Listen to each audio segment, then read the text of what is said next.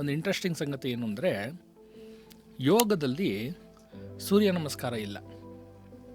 ಸೂರ್ಯ ನಮಸ್ಕಾರ ಇಲ್ವಾ sir? First ಅದನ್ನೇ ಹೇಳ್ಕೊಡ್ತಾರೆ ಸರ್. ಅದಕ್ಕೆ ಇಂಟ್ರೆಸ್ಟಿಂಗ್ ಸಂಗತಿ ಇದು.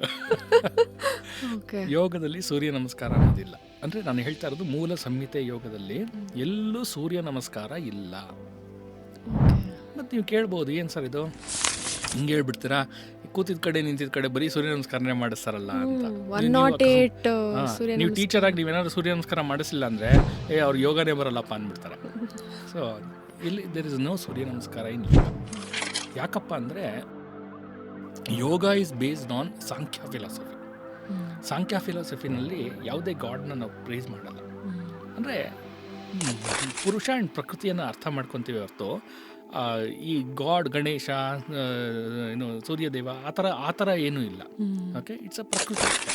ಓಕೆ, ಸೊ ಸೂರ್ಯ ನಮಸ್ಕಾರ ಮತ್ತು ಸೂರ್ಯ ನೀವು ಕೇಳ್ಬೋದು ಸೂರ್ಯ ನಮಸ್ಕಾರ ಮತ್ತು ಯಾಕೆ ಬಂದಿದೆ ಅಂದರೆ ಎಲ್ಲೋ ಮಧ್ಯದಲ್ಲಿ ಸೇರಿಕೊಂಡಿದೆ ಅಷ್ಟೇ ಅದು. ಓಕೆ, ಸೂರ್ಯ ನಮಸ್ಕಾರ ಥರ 12 ನಮಸ್ಕಾರಗಳಿದೆ. ಗಣಪತಿ ನಮಸ್ಕಾರ ಇದೆ, ಹಿಮಾಲಯ ಗಣಪತಿ ನಮಸ್ಕಾರ ಇದೆ, ಶಿವ ನಮಸ್ಕಾರ ಇದೆ, ಸ್ಕಂದ ನಮಸ್ಕಾರ ಇದೆ, ದುರ್ಗಾ ನಮಸ್ಕಾರ ಇದೆ, ವಿಷ್ಣು ನಮಸ್ಕಾರ ಇದೆ. ಟೋಟಲಾಗಿ ಒಂದು 12 ಇದೆ. ಯಾಕಪ್ಪ ಸೂರ್ಯ ನಮಸ್ಕಾರ ಫೇಮಸ್ಸು ಅಂದರೆ ಈಸಿಯೆಸ್ಟು. ಓ ಹೌದಾ ಸರ್?